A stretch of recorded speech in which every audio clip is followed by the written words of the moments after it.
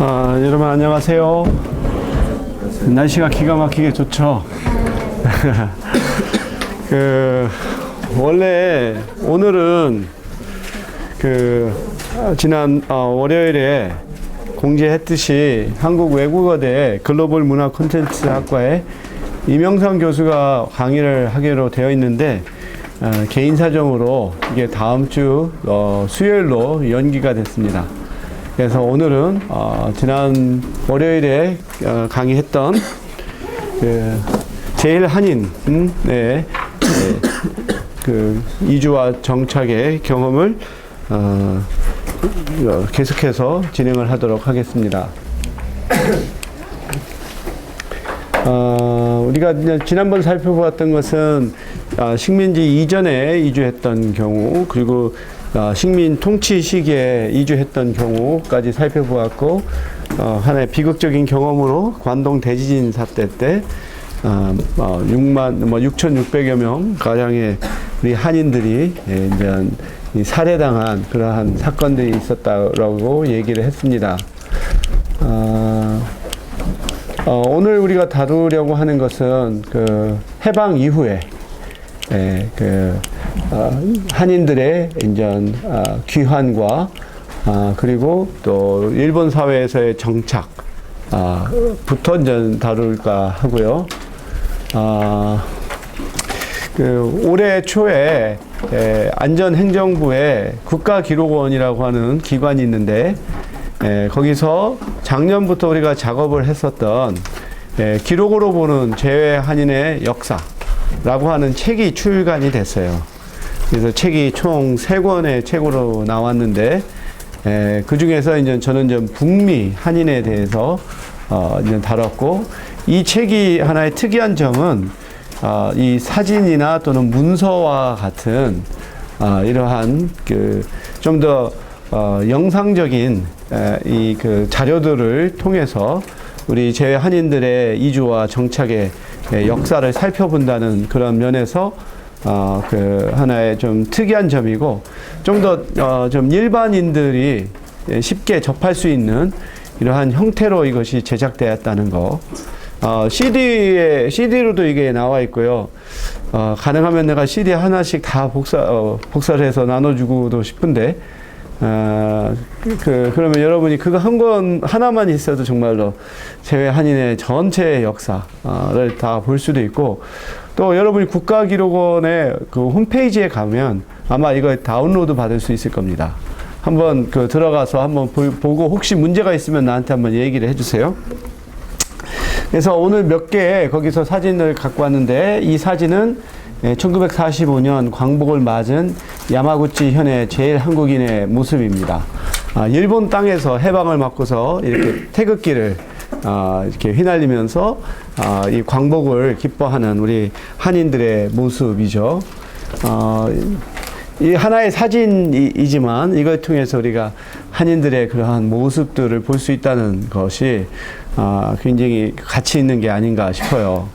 그래서 여러분들이 지금 현재 굉장히 일상적인 거라 할지라도 사진으로 찍어두면 앞으로 30년이 지나면 그거 자체가 굉장히 귀중한 게 될 수 있죠. 그렇죠? 지금 특히 우리 한국에서 사라져 갈 것들을 지금 사진으로 담아두는 것도 상당히 의미 있는 작업이 될 수 있습니다. 그래서 해방이 되고 나서 이제 일본을 포함해서 중국이라든지 등지에 있던 우리 한인들이 이제 다시 광복을 맞은 대한민국으로 귀환을 하게 되죠. 그래서 그 당시에 중국 만주 지역에는 160만 명, 일본에는 210만 명, 이런 식으로 따져서 전체 한 400만 명 정도가 해외에 있을 정도로 상당히 컸죠. 그럼 이 당시에 해외에 있던 우리 재외 동포의 수가 이 남북한의 인구의 6분의 1에 해당할 정도로 상당히 컸습니다. 지금 현재 재외 동포의 수가 한 720만 명이죠. 그리고 남북한 인구의 10분의 1에 해당하죠. 그러니까 오히려 이 당시가 더 비율이 더 높았다라고 할 수가 있는데, 이제 해방이 되고 나서는 이제 모국으로 이제 귀환을 하게 되고, 특히 일본에 있었던 우리 한인들이 모국으로 귀환하고자 하는 욕구가 제일 강했죠. 왜냐면은 특히 강제징용된 사람들의 경우는 빨리 고향으로 돌아가고 싶었고, 그래서 우리가 지난번에 홋카이도의 그런 탄광의 광부들의 모습을 보여줬잖아요. 이 사람들은 이제 강제 노역을 했기 때문에 더욱더 귀국을 갈망을 했고, 그래서 동시에 수십만 명의 한국인들이 한국으로 귀환하기 위해서 시모노세키라든지 센자키라든지 하카다 등의 항구로 이제 몰려들게 됩니다. 하지만 우선 일본 정부는 이 자신들이 이러한 전쟁에서 패할 것이라고는 전혀 생각하지도 못했고, 졸지에 히로시마하고 나가사키에 원자폭탄이 투하되고서 항복을 하게 되는 이런 상황이 되자, 자신들의 어떠한 문제도 해결하기 어려운 상황에 우리 제1조선인의 문제를 해결한다라고 하는 것은 아예 염두에 둘 수도 없었죠. 그러다 보니까 우리 한인들이 모국으로 돌아가고 싶어도 돌아갈 길이 마땅치가 않은, 또 일본 정부가 뭐 이렇게 순순히 나서서 한국으로 잘 돌아가라고 이렇게 무슨 여객편을 마련해 줄 일도 없고, 그러다 보니까 한인들이 그냥 되는 대로, 심지어는 작은 배라도 그 안에 정원 이상으로 가득 차고서 돌아가려고 하게 됩니다. 이 과정에서 풍랑을 맞이해서 배가 침몰해서 죽기도 하고, 가장 또 비극적인 것은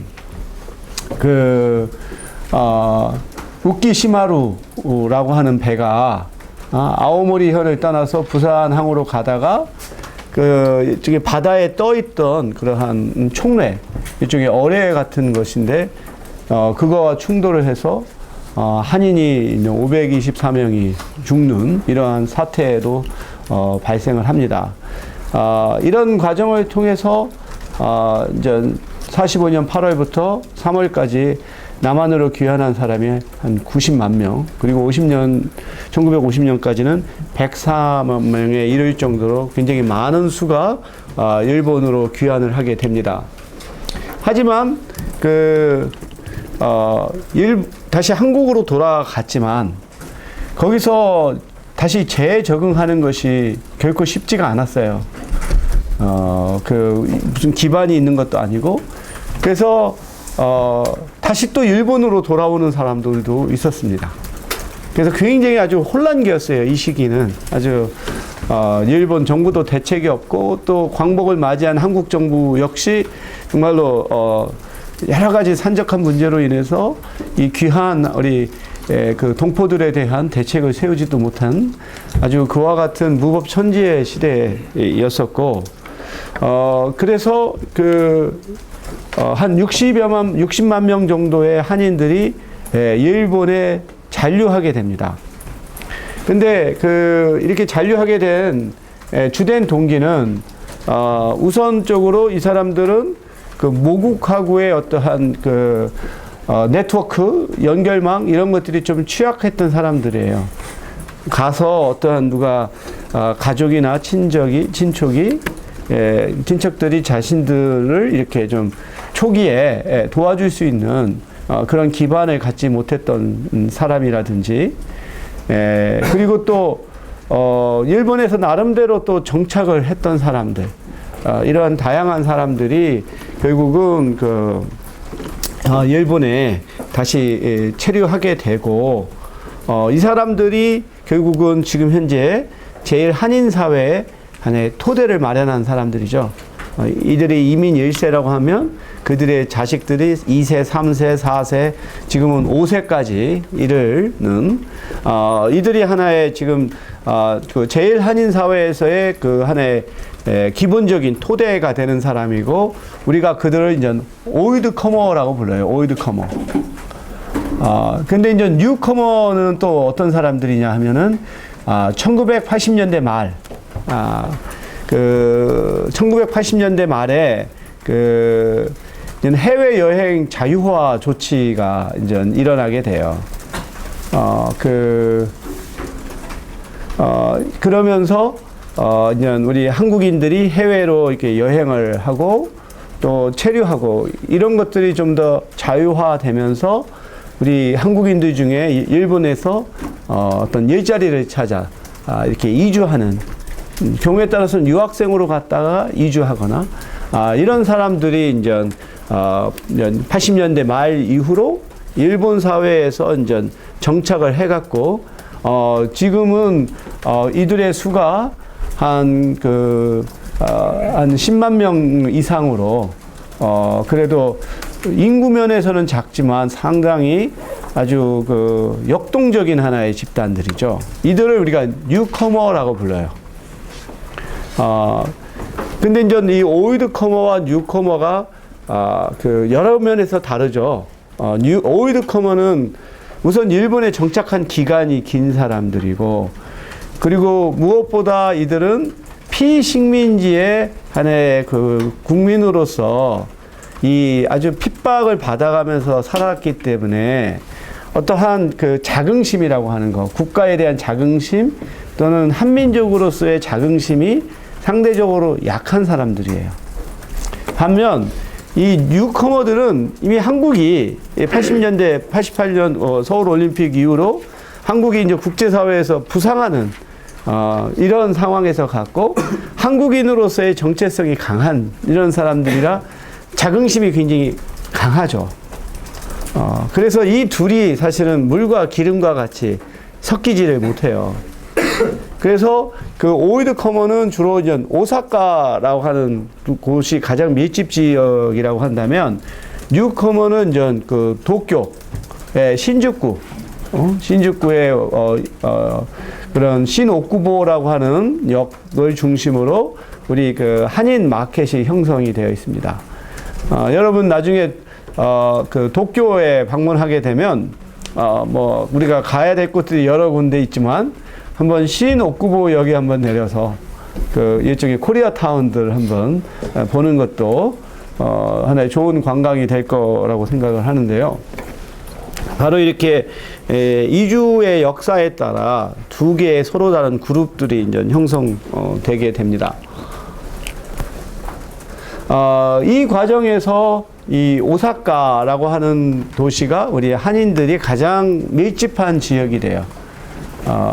오사카의 이제 이쿠노쿠라고 하는 지역이 이제 우리 한인들이 가장 많이 밀집했던 지역이고, 거기에 또 우리 한인 시장들도 형성이 되어 있는데, 이 오사카에 가장 또 많은 사람들이 누구냐면은 제주도 출신이라는 거죠. 그래서 오사카와 제주도 간에 있어서의 깊은 인연이 있어요. 이 수업의 강의 조교인 우리 박한솔 학생이 제주도 출신인데, 이 제주도와 또 오사카 간의 이제 연결고리 한번 살펴봅시다. 우선 오사카하고 제주도의 연관성이 높은 것은 첫 번째로 지리적인 근접성이죠.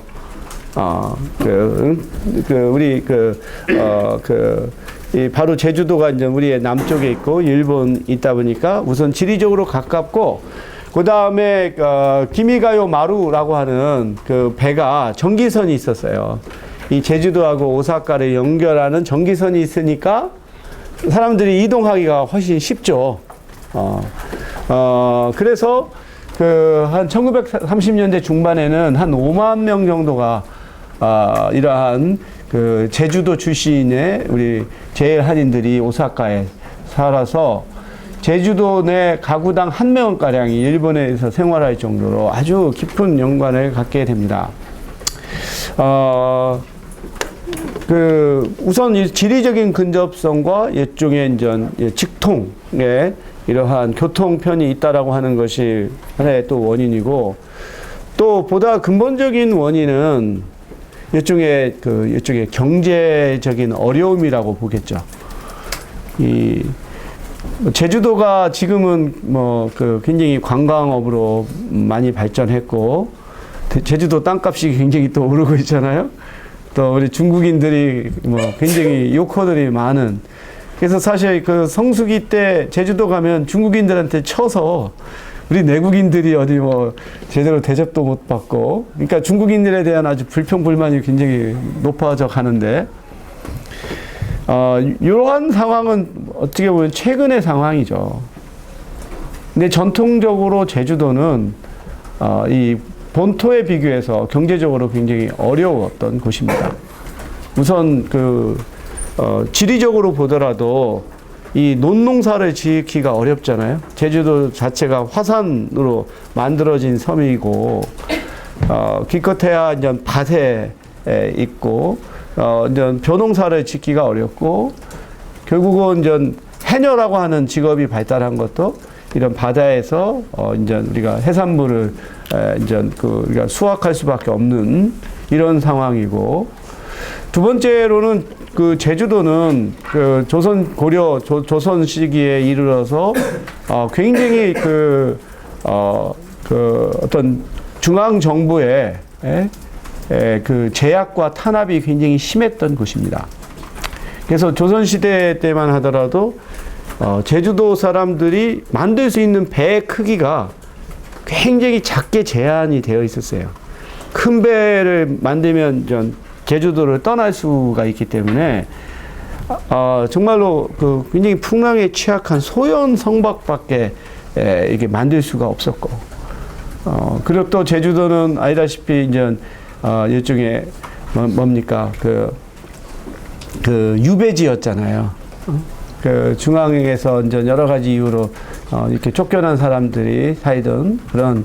그래서 제주도 우리가 민속박물관에 가보면 그때의 생활 모습들을 바라보면 굉장히 어려웠어요.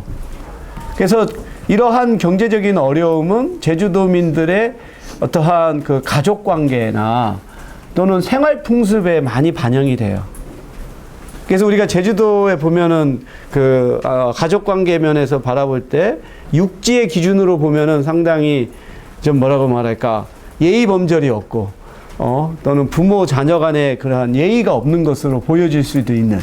그러니까 이제 예를 들어서 부모가 있고 자녀 세대가 있으면 완전히 별도의 생활을 하죠.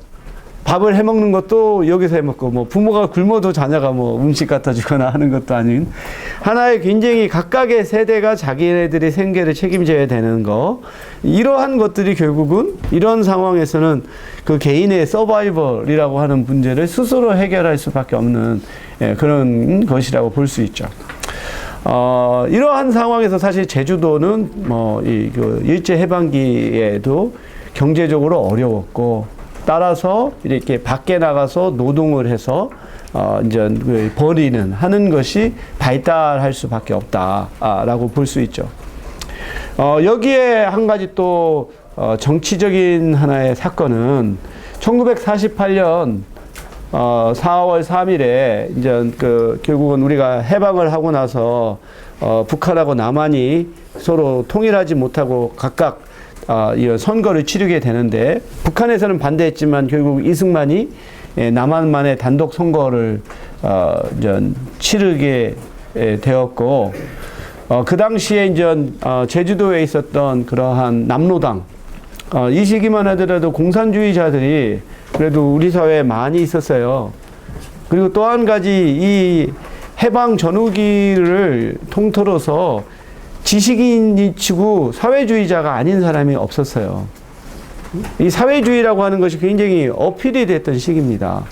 그래서 이 당시에 남로당이라든가 사회주의자들 보면 다 지식인들이 많아요. 그래서 이제 제주도에서도 남로당을 중심으로 해서 이 단독 선거에 이제 단독 선거를 저지하려고 하는 무장봉기가 일어났고, 이 무장봉기를 저지하는 과정에서 민간인이 이제 경찰에 의해서 희생을 당하는 사건이 발생해요. 그러니까 이제 민간인들 입장에서는 아무 이것과 상관없는 민간인이 이 봉기를 저지하는 과정에서 희생이 되니까 그거에 또 다시 이제 저항을 하게 되고, 이것을 이승만 정부는 아주 무자비하게 무력적으로 진압을 하게 되죠. 그러니까 제주도 내에서의 경찰력 가지고 안 되니까 본토에서 군대를 데려오고 그 다음에 서북 청년단이라고 하는 이러한 일종의 자경대들이 마치 그냥 그 완장 차고서 아주 무법천지를 일으키게 되고, 이 과정에서 보면 아주 무고한 양민들이 공산주의자로 몰려가지고 살해를 당하는 그러한 일이 벌어지게 됩니다. 그게 바로 4.3 사건이에요. 제주도 4.3 사건인데, 그 2003년에 정부에서 이 진상규명위원회가 만들어지고 조사를 해서 보고서를 냈는데 2만 5천에서 3만 명가량이 제주도 사람이 이때 살해된 것으로 이렇게 나와 있어요.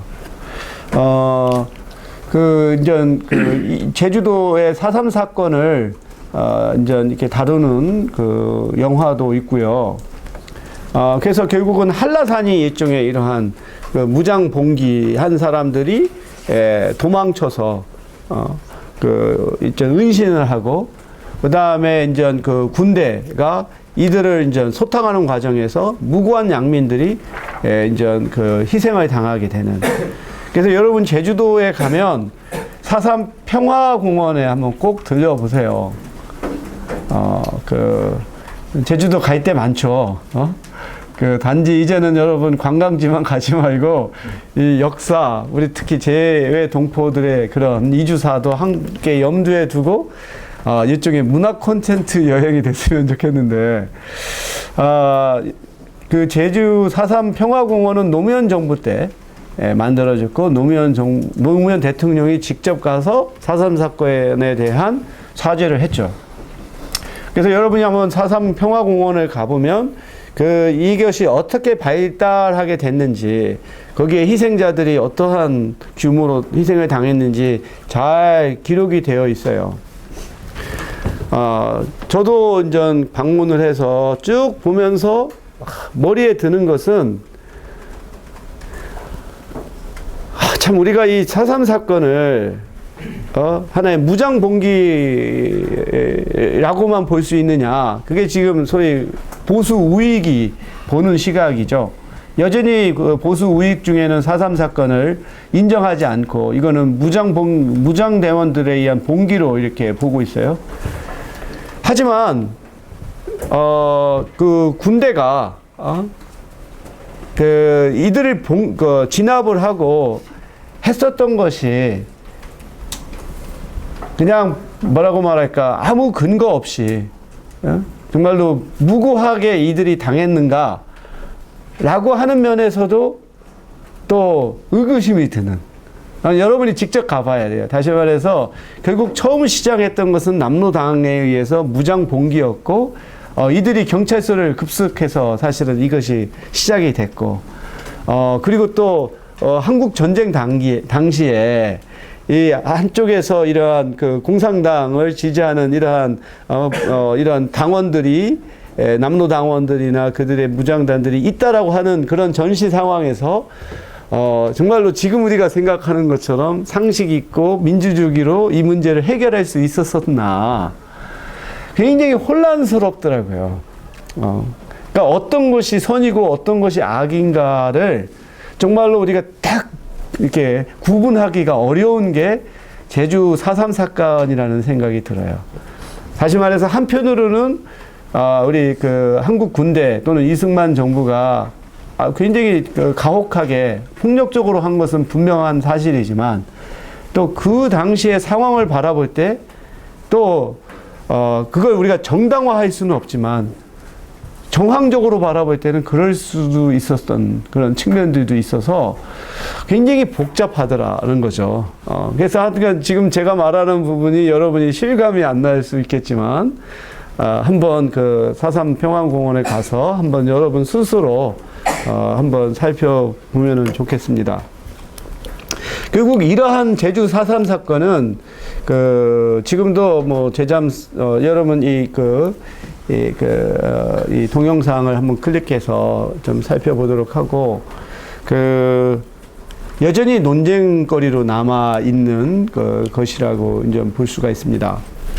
결국 다시 말해서 이와 같은 제주도가 직접적으로 피해를 당한 거, 거기서 제주도에 남아 있으면은 자기가 졸지에 공산당원으로 몰려서 정말 살해당할 수가 있는 이런 상황에서 사람들은 벗어나고 도망치려고 하게 되죠.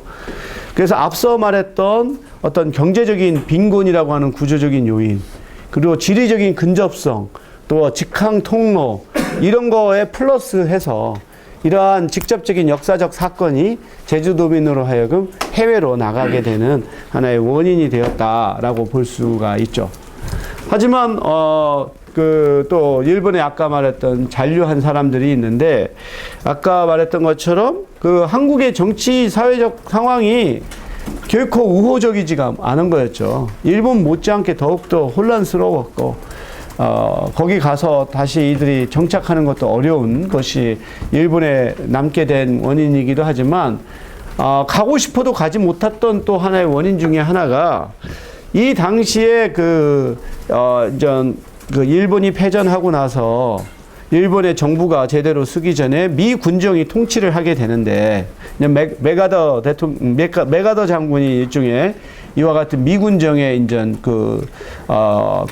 가장 수반이라고 볼 수 있죠. 이때 미 군정에서는 한인 귀환자가 고국으로 돌아갈 때 가지고 있는 돈을 1,000엔으로 딱 제한을 한 거예요. 그러니까 아무리 자기가 일본에서 많이 돈을 모았어도 가져갈 수 있는 건 1,000원밖에 안 되니까 이게 한국에서 정착하기에 턱없이 부족한 금액이었다라고 하는 거죠. 결국 일본 정부는 일본에 있는 돈이 외국으로 유출되는 것을 막기 위한 거라고 우리가 볼 수 있겠죠. 그래서 어느 정도 경제적 기반을 가진 사람들은 그걸 포기하고 가야 되니까 결국은 한국으로 귀국하지 못하고 잔류할 수밖에 없었고, 이들이 이방인으로서의 소수자의 삶을 이제 시작하게 된 것이 지금 현재 제일한인 사회의 하나의 출발이었다라고 우리가 볼 수 있습니다. 그리고 지난 시간에도 잠깐 얘기를 했지만, 일본 정부는 식민 통치 기간에는, 특히 미국하고의 전쟁 기간에는 이들을 동원하기 위해서 일본 국민으로 인정했다가 전쟁이 패한 후에는 일본인으로서의 국적을 박탈을 하게 되고 이들을 이제 외국인으로 이제 치부하게 되는 거예요. 그리고서 어떻게 하면 이 귀찮은 존재들을 일본에서 좀 떨궈낼까, 이런 궁리를 하게 되죠. 그래서 1952년 샌프란시스코 강화 조약을 통해 일본이 주권을 회복하면서 한국인 또는 대만인들을 외국인으로 신분을 전환을 시킵니다. 그러면서 일본에서 태어난 제일한인에게는 임시 체류권을 부여하는 이러한 임시 방편적인 정책을 취하게 되죠. 이 사진이 바로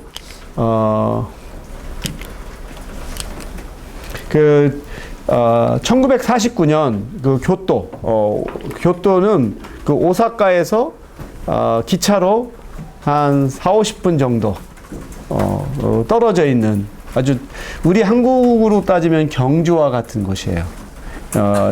교토는 일본의 나라 왕조 때 수도였고, 그래서 여러 가지 명승지들이 많아요.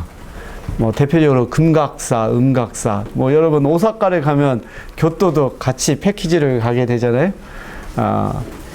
이 교토에서 발행한 우리 한국인에게 부과한 일종의 외국인 등록증의 사진입니다. 이게 date of birth and sex, 이게 이 여자가 있는데 1945년 5월 30일생으로 되어 있고, 이게 이게 언제, 이게 뭡니까?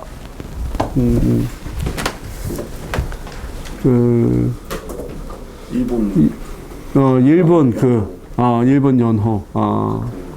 글쎄 그렇게 보이네. 이것이 이제 발행된 것인데 일본 그걸 따라서 한 거네요. 이것을 이제 가지고 다녔어야 돼요. 그래서 나중에 이제 우리 제일 한인들의 신분이 특별 영주권이라고 하는 것을 부여받기 전에는 외국인 등록증을 갖고 다녀야 됐고, 만약에 길거리에서 경찰이 불신 신문을 했을 때 외국인 등록증이 없으면은 그 구속이 되는 이러한 또 상황에 놓여지게 되죠.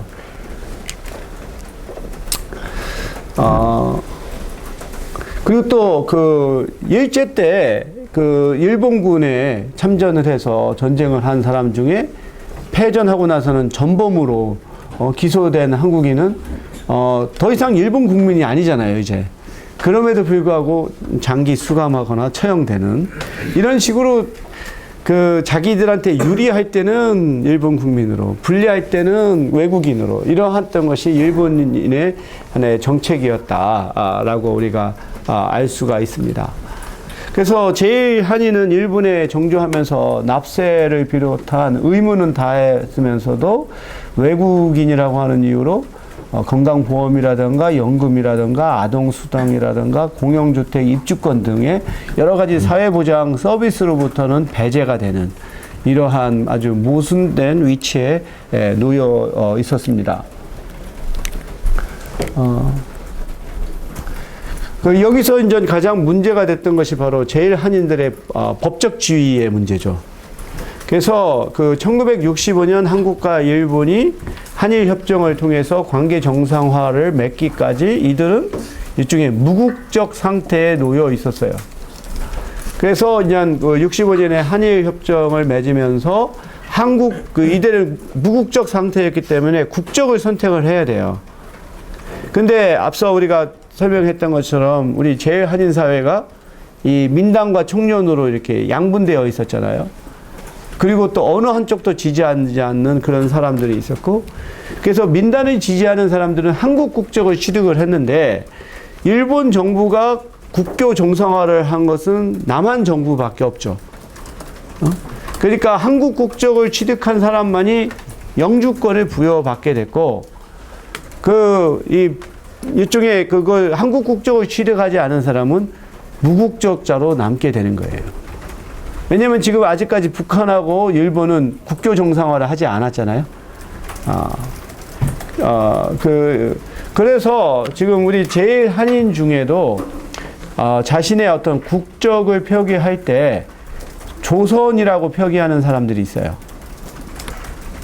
이럴 경우에 조선이라고 하는 것은 북조선을 의미하는 게 아니에요. 우리가 오해를 하게 되는데, 여기서의 조선은 한반도를 그냥 표기했던 것에 불과하지, 이 사람들이 특별히 총련계라든가 북한을 지지하는 사람들은 아니고, 결국은 이들은 무국적자입니다. 아직까지 일본 내에서. 하지만 최소한 이들에게는 영주권을 부여했기 때문에 일본에서 생활은 할 수 있지만, 가장 큰 문제가 외국에 나갈 수가 없는 거죠. 외국에. 일본 국민이 아니니까 비자를 받을 수도 없고, 또 이게 무슨 다른 나라의 국적을 갖고 있지 못한 이런 상황이기 때문에 그러한 그 문제가 있을 뿐만 아니라 그 일본의 어떤 공무원이 된다든지 이런 데 갈 때도 무국적자이기 때문에 또는 일본 국민이 아니기 때문에 그러한 것을 가질 수 없는 여러 가지의 제약이 많습니다. 그래서 이들의 법적 지위가 처음에는 그 협정 영주권이라고 하는 것으로 시작돼서 이것의 혜택을 받은 사람들이 제한되어 있던 것이 이것이 이제 91년에 특별 영주권을 부여하는 방식을 통해서 모든 제1한인들이 이제 이 영주권을 부여받게 되는 방식으로 이것이 확대가 되었습니다. 그래서 지난번에도 이제 한일 협정에 대해서도 얘기를 했죠. 그래서 우리가 한국과 일본과의 관계를 이해하는 데 있어서 한국과 일본만을 봐서는 이해할 수가 없어요. 그러니까 왜 한일 협정이 맺어졌느냐를 우리가 볼 때 이걸 한국과 일본의 하나의 관점에서만 보면 문제를 바라볼 수가 없는 거죠. 이 한국과 일본을 포함한 또는 대만이나 중국까지에서의 동북아시아에 있어서 가장 난 중요한 변수는 미국이라고 생각돼요. 미국. 그래서 어떤 한일 관계라든지 이런 부분이 미국이라고 하는 이 변수를 우리가 고려하지 않고서는 이해할 수가 없는. 그러니까 한일 협정이라고 하는 것도 결국은 미국이 동북아시아에서의 어떠한 패권을 유지하기 위한 방편에서 더 이상 한국과 일본이 싸우지 마라. 너희들이 미국이 주도하는 이러한 군사 경제 체제 하에서 하나의 한편이 돼서 러시아, 소련이라든가 중국과 대항하는 그런 하나의 이 구도, 이 구도를 구성하는 것이 미국이 가장 중요한 외교 정책이었고, 그 상황에서 한국과 일본이 그와 같은 역사적인 아픈 역사를 가졌음에도 불구하고 한일 협정을 맺으면서 협력의 관계로 가게 된 거죠. 또 박정희 대통령은 또 박정희 정부는 군사 쿠데타를 통해서 정권을 잡았기 때문에 그들의 정권의 정당성을 획득하는 데 가장 중요한 것은 빠른 경제 성장이었어요. 그래서 경제 성장을 통해서 사람들에게 독재라도 사람들이 수용할 수 있게끔 하는 것이 시급한 과제였기 때문에 결국은 경제 발전을 이루기 위한 해외 지원이 필수적이었고, 그래서 결국은 이 식민지에 대한 배상금 차원에서 일본으로부터 차관을 얻어들이고, 그걸 통해서 뭐 경부고속도로의 건설이라든지 포항 제철이라든지 와 같은 기간 사업이 그것으로 시작이 된 거죠. 그런 맥락에서 보면 올해 또 그 위안부 협상이 그렇게 급속하게 이루어진 것도 결국은 미국이 한국과 일본을 압력한 거죠. 이 이명박 정부부터 지금 뭐 삐끗삐끗하고 그러다가 박근혜 정부에 와서는 더욱더 이렇게 벌어져 있으니까 미국 입장에서는 상당히 답답한 일이지. 한국과 일본이 군사적으로 해야 군사비도 줄일 수도 있고, 보다 더 안정된 군사 체제를 만드는데 자꾸 한국하고 일본이 싸우니까 미국이 압력을 넣은 것이죠. 그런 면에서요, 일본에서도 미군의 주둔이라고 하는 것이 굉장히 골칫거리고, 일종의 일본 국민들 가운데서 반미 정서의 중요한 하나의 축인데, 그게 가장 심한 곳이 오키나와잖아요. 일본의 남단에 있는 오키나와에 미군 기지가 있고, 거기서 뭐 여러 가지의 문제가 많이 발생해요. 이제 비행기, 헬리콥터가 수시로 떠나고 하니까 거기가 소음과 또 충돌 사고, 거기에 이제 성폭행, 미군에 의한 여학생들의 성폭행 이런 것들이 빈번하게 발생하고, 그러니까 오키나와 사람들의 입장에서는 왜 우리가 이걸 다 져야 되냐라고 하는 불만이 있죠. 그러다 보니까 이제 오키나와 주지사 선거를 할 때마다 항상 이 오키나와의 어떤 미군 철수를 하는 것이 공약으로 나오고 그러기도 하죠. 그리고 일본 총리 중에도 바로 이렇게 오키나와에서 미군 철수를 공약으로 내세운 사람이 총리가 되었을 때 하나같이 단명합니다. 그러니까 결국 미국에 갖고 있는 구상에 대해서 반대하는 수상은 다 비참하게 이 임기를 끝내요. 심지어 일본이라고 하는 나라조차 미국의 그러한 외교 정책에 있어서는 손을 못 쓴다라고 보면, 나는 그러한 각도에서 바라볼 때 김대중 대통령이나 노무현 대통령, 특히 노무현 대통령이 그렇게 비극적으로 생을 맞춘 것도 우리가 이 한국 정치만 보아서는 나는 안 된다고 봐요. 결국은 노무현 대통령이 표방하는, 또는 그가 불필요하게 거칠게 표현했던 것들 중에서 나타나는 미국에 대한 반대적인 입장, 특히 그 노무현 대통령이 가장 비판을 받았던 것 중에 하나가 이 동북아 그 균형자 이론이거든요. 이 동북아시아에서 한국이 더 이상 어느 한쪽에 편들기 해가지고 나중에 피해를 받는 게 아니라 나름대로 동북아시아에서의 균형자의 역할을 해야 된다라고 하는 거죠. 너무 당연한 주장 아닌가요? 우리가 생각해 볼 때 하나의 주권 국가가 나름대로 이 상황에서 우리의 실리를 또 생존을 보장하기 위해서 그러한 균형적인 역할을 한다라고 하는 것은 너무나도 당연한 건데 당시에 우리나라 보수 언론들은 어떻게 비판을 했나요? 나는 그게 보수 언론들의 비판만이 아니라 결국은 이게 미국에 나는 입김이 강할 수밖에 없었다라고 생각돼요. 다시 말해서 앞으로도 상당 기간은 일본이나 한국의 어떤 그 외교 정책 또는 심지어 남북 정책이라고 하는 것이 미국의 그러한 대외 정책이라고 하는 영향력에서 벗어나기는 어려울 거다. 이것은 우리가 원튼 원치 않든 간에 피할 수 없는 현실이라고 생각돼요. 그래서 그런 부분들을 우리가 좀 더 우리 사회학을 공부하는 사람들 또는 사회과학을 공부하는 사람들이 좀 더 현실적이면서도 좀 폭넓은 시각을 가질 필요성이 있고 이런 면에서 여러분이 앞으로 신문이나 방송을 볼 때 남북관계 또는 한국의 어떤 대외 정책 이런 것을 바라볼 때 항상 미국이라고 하는 중요한 변수를 염두에 두고 한번 살펴보는 것도 나는 굉장히 중요하다라고 생각합니다. 그래서 이거는 그런 것이고요. 그래서 앞서 말한 것처럼 이 한일 협정에 대한 여러 가지 한계가 있죠. 정말 우리가 식민 통치를 받은 것에 대한 배상이 그 정도로 우리가 정말 된 것이냐라고 하는 문제뿐만 아니라 우리 그 제일 한인의 어떤 법적 지위 면에 있어서도 굉장히 부분적이고 굉장히 성급하게 이것이 치러졌다는 거죠.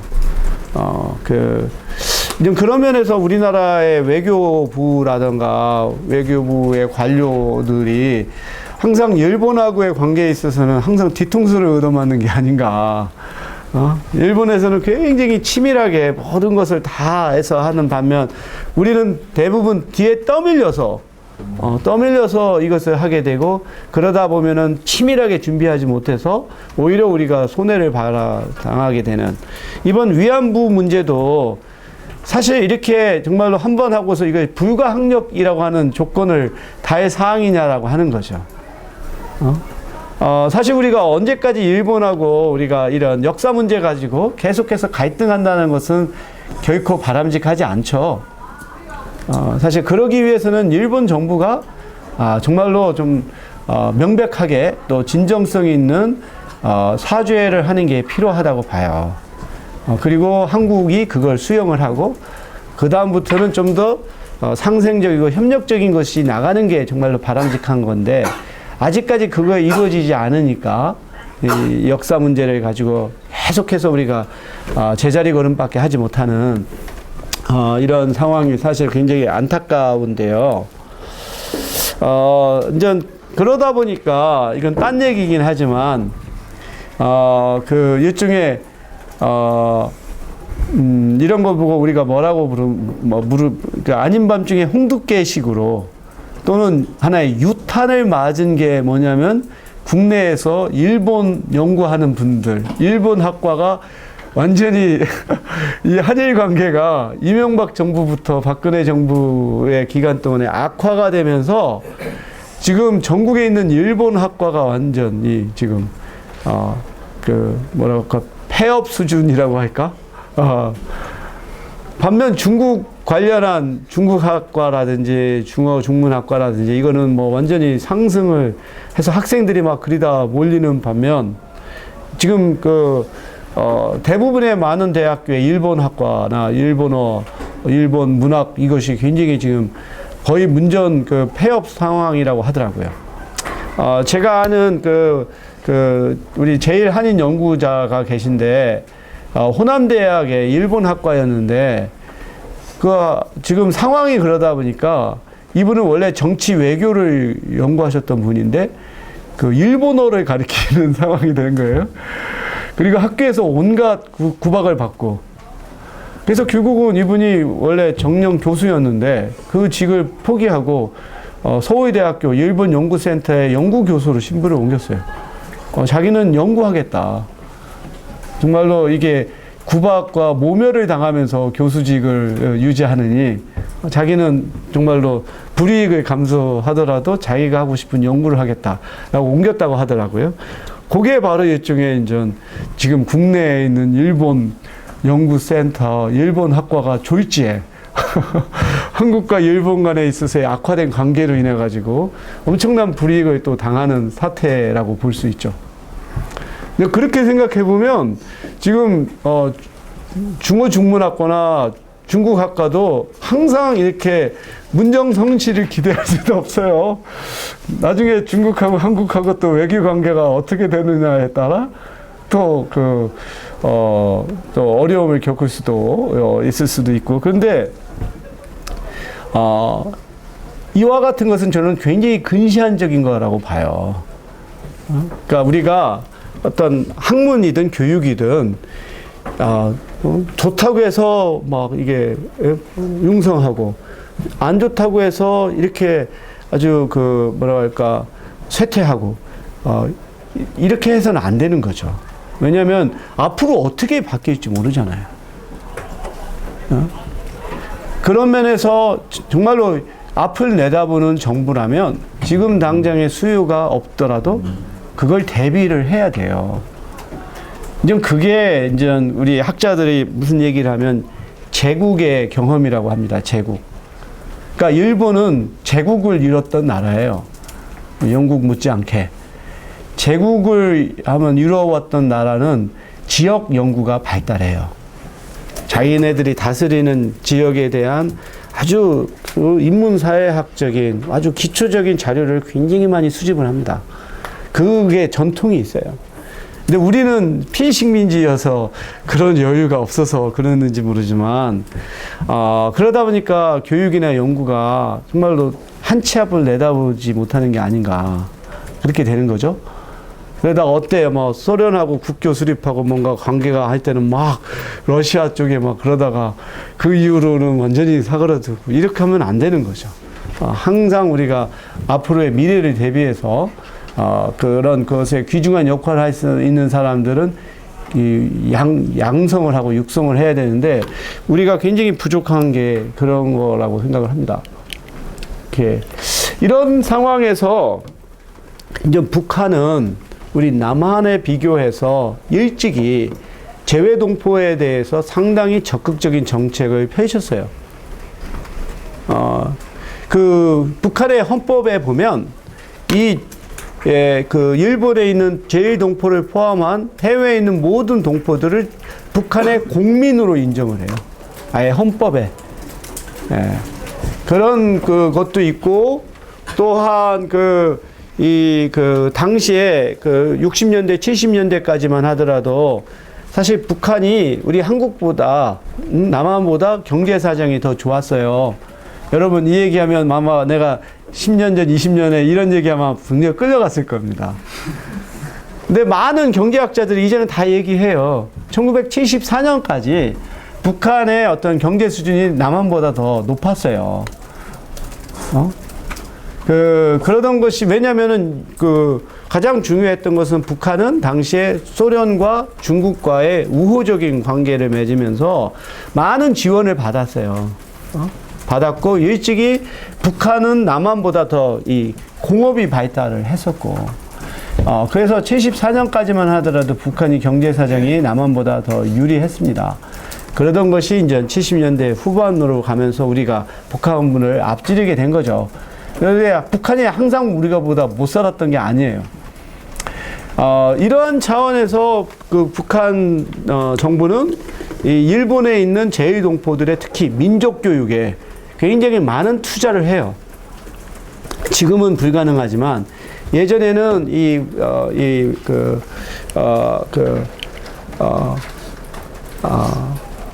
이 북한에 있는 우리 제2동포 차세대들이 한국어를 배우고 또 한국어라고 안 하겠지. 조선어겠지. 조선어를 배우고 조선인으로서의 정체성을 유지하기 위해서 민족학교들을 지원을 하고 그랬어요. 그래서 그리고 또 한 가지는 이 총련계 민족은행들에게 또 재정 지원을 해요. 그래서 이 총련계 민족은행이 그 돈을 가지고 총련계 실업가들한테 돈을 빌려주고 그렇기 때문에 사실 굉장히 고마운 존재죠. 재정적으로나 교육적인 면에서. 그래서 이들이 북한을 처음부터 좋아해서가 아니라 북한이 이런 민족의식이 강하고 민족교육을 했다라고 하는 이유로 총련에 이렇게 참여하게 된 사람들이 많습니다. 그거에 비교해서 우리 한국은 사실은 상당히 오랜 기간 동안 방치를 했어요. 그 심지어 이승만 대통령 시기에는 이승만 라인이라고 하는 게 있어서 그 일본이 우리 한국으로 들어오는 것을 막았어요. 침범했다가 납포도 하고 그럴 정도로 아주 강경했을 뿐만 아니라 우리 제2동포들도 한국에 자유롭게 그 입국을 할 수도 없었습니다. 그러다가 이제 결국은 그 북한과 남한이 체제 경쟁을 하다 보니까 너무 이게 제1동포 사회가 총련계 쪽으로 기우는 것 같은 생각을 하게 되면서 한국 정부가 그거에 이제 대항해서 이쪽에 한국 학교를 이제 설립을 하게 되는 거죠. 그래서 이제 북한의 민족 학교에 대항하는 어떤 한국의 한국 학교를 건립해서 교사들을 한국에서 파견하기도 하고 교과서를 지원하기도 하고 여러 가지 지원을 하고 있습니다. 그래서 이제 이런 밑에서 보는 것처럼 이런 총련에 대항하는 방식으로 이제 우리 한국 정부가 이제 그 보다 더 적극적인 제2동포 정책을 펼치게 되죠. 이러한 상황에서 이제 제1동포 북송 사업이라고 하는 또 하나의 비극적인 사건이 발생하게 됩니다. 그래서 이 제1한인 사회가 일단 민당과 총련으로 나눠져 있을 뿐만 아니라 또 일본은 어떻게 하면 당시에 우리 제1동포들이 생활수급자들이 많았어요. 그 일제시대부터 그 해방 이후까지 제1동포들이 제일 많이 종사하는 직업이 고철, 고물 이런 수거 사업이었어요. 두 번째가 빠찡고, 불고기 같은 거. 그리고 실업자들이 반수에 달할 만큼 굉장히 생활 여건들이 어려웠어요. 그러면서 우리 제1동포들이 또 이쪽에 암시장에 많이 개입을 합니다. 암시장. 그러니까 전후에 사회가 혼란스러우니까 어떤 정상적인 시장이 형성되지 않고 어떤 것을 사람들이 몰래 만들고 그거 시장에서 파는 대표적인 것이 바로 밀주입니다. 밀주. 우리 제1동포들이 많이 했던 것 중에 술을 집에서 담아가지고 그 시장에서 이게 싸게 파는. 왜냐하면 술이라고 하는 것이 우리가 지금 맥주가 지금 그 편의점에서 이 카스 같은 거 한 캔 사면 1,850원이죠. 그렇죠? 내가 가격을 잘 아는데. 이 1,850원 중에 주세가 얼마가 될까요? 제가 알기로는 아마 반 정도가 될 것 같아요. 그러니까 우리나라가 굉장히 주세가 높아요. 그러니까 이 맥주 회사에서 이 재료를 좀 더 좋은 걸 써서 가격을 올리기가 어려운. 그러니까 북한보다 맥주가 맛이 없다고 하잖아요. 우리 한국 맥주. 더군다나 요즘 내가 보니까 국내 맥주 제조회사에서 국내 맥주의 그 퀄리티를 높이기보다 외국의 맥주를 수입하는 쪽에 더 눈독을 들였다고 하더라고요. 그러니까 황당한 사건이. 그래서 아마 당분간 우리는 여전히 맛없는 맥주를 계속 마셔야 될 상황이 되는 것 같은데. 그만큼 그 정상적인 술은 그거에 붙는 세금으로 인해서 시장에서 가격이 비싼데 이런 제1동포들이 주류 노동 시장에 참여하지 못하니까 결국 암시장에서 이런 것을 종사를 하게 된 거죠. 근데 이것은 한편으로는 우리 제1동포들의 경제에는 어느 정도 도움이 될 수 있어도 사회적인 이미지는 굉장히 부정적인 형태로 형성이 되게 됩니다.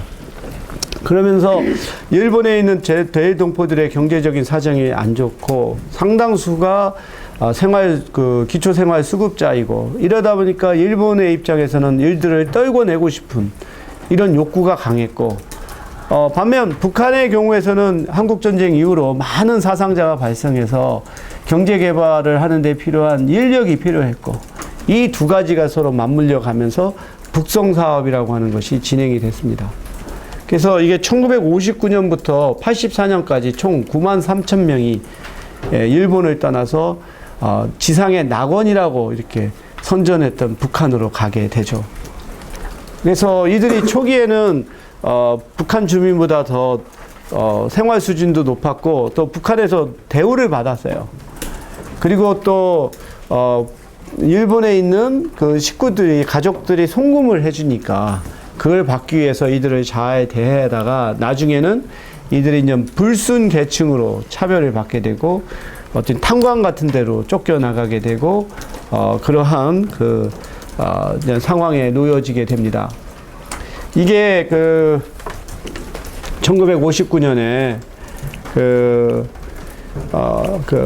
이 소련 선박을 타고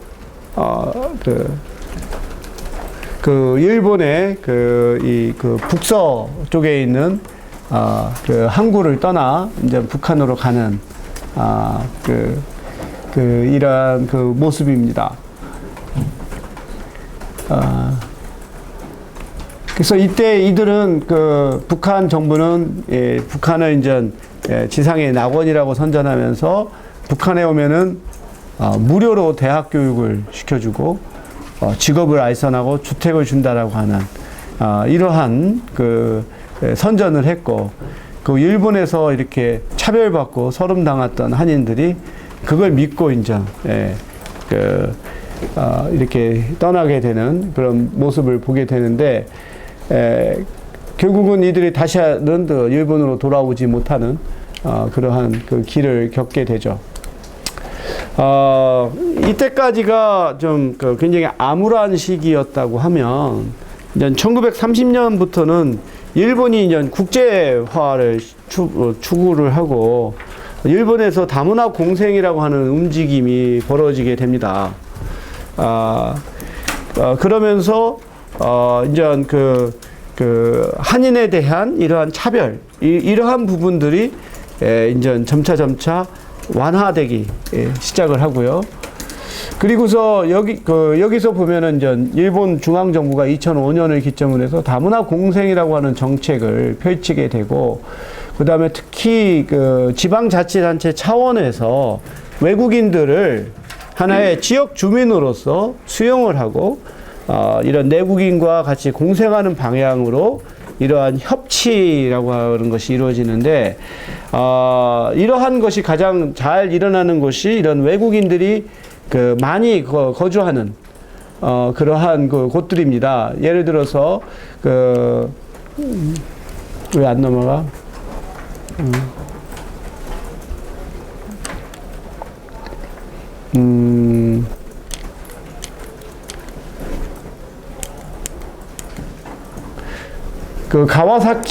가와사키 시라든지 또는 토요타 시라든지 이렇게 여기 가와사키 시가 나오죠. 가와사키 하면 여러분 뭐가 떠오릅니까? 가와사키 하면은 오토바이 생각나잖아요. 가와사키 오토바이. 이게 가와사키는 이렇게 공업이 발달한 곳이에요. 토요타시는 토요타를 제작하는 곳이고, 그러다 보니까 노동자들이 많이 필요하고, 내국인 노동자가 부족하니까 외국인 노동자들이 많이 몰리게 되고, 그러다 보면 그 시 안에 외국인들이 비율이 높아져요. 이럴 경우 이런 도시들은 굉장히 일본의 다른 어떤 도시보다 선제적으로 이러한 다문화 공생 정책을 펼치게 되고요. 이런 외국인 주민 협의회라고 하는 걸 만들어서 외국인들이 거기에서 협의하고 어떠한 정책들을 개발하는데 같이 참여하는 이러한 움직임들이 다른 도시보다 일찍이 시작을 합니다. 이제 이 과정에서 우리가 말하려고 하는 것은 우리 그 제일 한인들은 1980년 이후로 일본에서 다문화 공생이 일어나기 전에 이미 하나의 핍박받는 소수민족으로서 그들의 권익을 증진하기 위한 민권운동을 전개해 왔었어요. 대표적인 것이 이 박종석 히라치사의 취업차별 철폐운동인데 이게 1970년부터 74년까지 이루어졌는데요. 이게 뭐냐면 여러분 히타치 하면 혹시 아세요? 히타치? 이게 다 옛날 거라 그런가 보다. 히타치 하면은 일본의 일종의 제조회사예요. 우리 식으로 따지면 삼성과 같아요. 예전에 저희 집에 히타치에 선풍기가 있었어요. 네, 이놈의 선풍기는 이건 쇠로 만든 선풍기인데 몇 번을 부닥치고 넘어져도 이게 계속 돌아가요. 그게 이제 뭘 의미하냐는 거죠. 히타치에서 만든 제품은 굉장히 견고합니다. 그래서 히타치는 이런 가전제품뿐만 아니라 주로 이런 우리 건설 업에 사용되는 이 굴착기 또는 불도저 이런 것들을 많이 만드는 우리식으로 하면 두산 이렇게 될 수도 있겠죠. 굉장히 굴지의 하나의 대기업인데 이 박종석이라고 하는 사람이 그 회사에 합격을 했어요. 그래서 이미 합격 통지를 받았는데 나중에 이 사람이 일본 국적이 아닌 제일 한국인이라고 하는 것이 밝혀지면서 그 합격이 취소가 됐어요. 그래서 이것이 처음으로 일어난 것인데, 그래서 이 박종석을 구하기 위한 운동이 구성이 됐는데, 우리 제일 한인뿐만 아니라 일본에서 양심이 있는 그러한 사람들이 같이 참여를 해서 결국은 히타치사 불매운동을 하게 돼요. 요즘 옥시사 불매운동처럼 그 히타치사 불매운동을 하니까 히타치사가 결국은 굴복했어요. 그래서 이 사람을 다시 채용하는 첫 번째 사례였습니다. 두 번째는 김경득이라고 하는 분도 사법고시에 합격했는데 일본인이 아니라고 하는 이유로 그게 취소가 됐어요. 또 이것도 투쟁을 통해서 이 사람이 변호사 자격을 얻고 제일 한인으로서는 첫 번째 변호사가 되었죠. 이런 것들. 또는 지문 날인 거부운동. 우리 제일 한인들은 외국인이기 때문에 이 지문을 찍어야 돼요. 이것은 굉장히 인권의 모욕이다라고 해서 이 지문 날인 운동을, 지문 날인 거부운동을 벌이게 되고, 그 다음에 지방 참정권 운동. 그러니까 영주권자를 갖고 있기 때문에, 영주권자이기 때문에 총선이나 이런 데는 참여할 수 없어도 최소한 지방자치단체에서의 선거에서는 참여할 수 있게끔 권리를 주어라는 거죠. 우리 한국 정부는 김대중 정부 때 영주권자들이 지방자치단체의 선거에는 참여할 수 있어요. 그러니까 그거에 비교해서 우리나라가 일본보다 앞선 거죠. 근데 아직까지 일본은 영주권자한테 지방자치단체의 선거에 참여하는 권리를 부여하고 있지 않습니다. 그래서 우리 제일 한인들은 한인에 대한 차별에 맞서서 1970년대부터 계속해서 민권운동을 해왔죠. 이러한 것이 어떻게 보면은 이주 이후에 1980년대 이후로 니케진이라고 하는 일본계 난민들이 대거 일본으로 들어와요. 그러니까 우리식으로 하면 외국인 노동자들이죠. 이들에 대한 어떠한 차별의 문제, 이런 것들이 결국은 다문화 공생 운동이라고 하는 것으로 이렇게 전개가 될 때 제일 한인들이 굉장히 선도적인 역할을 합니다. 자신들이 일찍이 그런 민권 운동을 하면서 형성된 네트워크나 노하우, 이것을 단지 자기 제일 한인들만을 위한 민권 운동이 아니라 보다 더 보편적인 하나의 다문화 운동으로 이걸 확장시키는 그 과정에서 굉장히 주도적인 역할을 하게 되죠.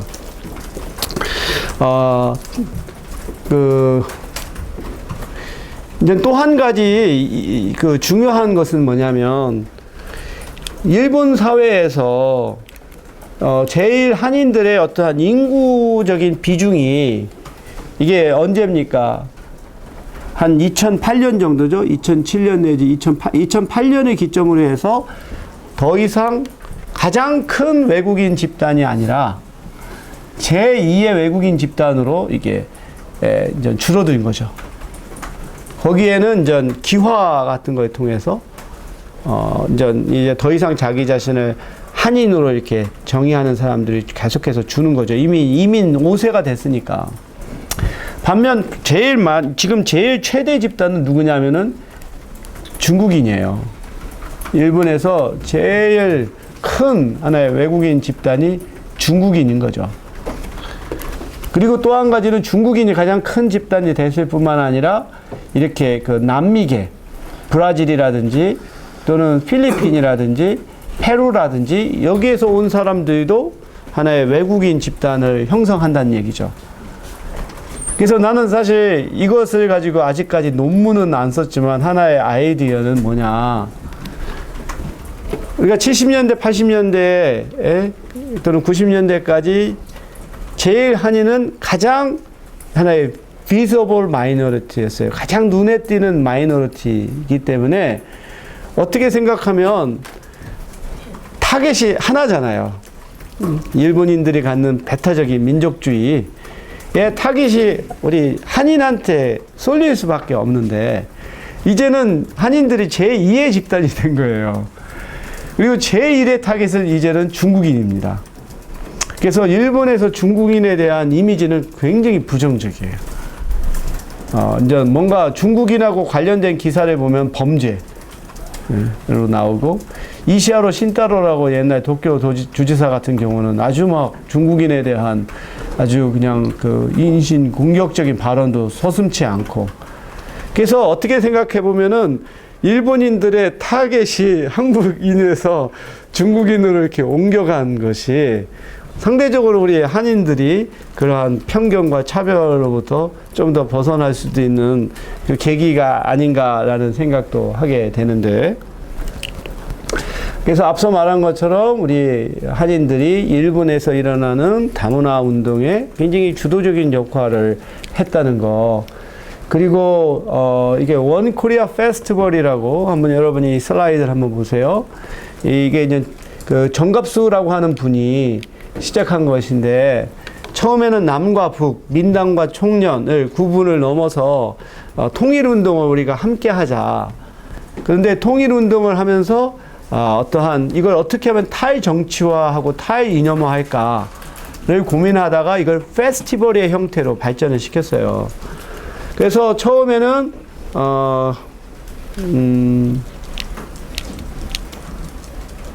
이렇게 이제 우리 그 한반도의 통일 운동으로 시작됐던 것이 점차 이 제일 한인만이 아니라 일본인, 중국인, 중국 동포, 북한과 한국의 예술가들이 참여하는 다문화의 행사로 나가고, 그러면서 일본에서도 이게 하나의 일본인들도 참여하는 다문화 운동으로 확대가 되어 가고, 이제는 일본과 남북한을 뛰어넘어서 아시아의 공생 공영을 정말 우리가 꿈꾸는 이러한 운동으로까지 확대가 되었다. 나는 이 원 코리아 페스티벌은 영구 주제감이라고 생각돼요. 결국 우리가 지금 우리 남북한의 문제를 한번 생각해 봅시다. 제가 지난 월요일에 북한 대학원 대학교에서 통일 최고 지도자 과정에서 강연을 했어요. 거기서 나한테 부탁한 건 한반도와 코리안 디아스포라 라고 하더라고요. 그래서 뭔가 우리가 지금과 같이 남한과 북한이 경쟁하고 갈등하는 걸 뛰어넘어서 바람직한 통일운동은 무엇이 될 수 있는가 라고 질문을 하기에 제가 원 코리아 페스티벌을 하나의 예시로 들었어요. 그래서 페스티벌이라고 하는 것은 거기서 싸우지 않잖아요. 그 문화를 매개로 하니까 서로 이념이 다르더라도 문화를 매개로 해서 같이 어울리고 사람이 그렇게 접촉하고 또 지속적이고 그 다음에 대등한 관계에서 이 관계가 지속이 되면 서로에 대한 편견과 적대감이 해소가 될 수 있는 거죠. 그런 면에서, 그리고 또 이것이 단지 처음에는 한반도, 일본 이러던 것이 더 넘어서 아시아에 공생 공영을 지향하는 쪽으로 나아갔잖아요.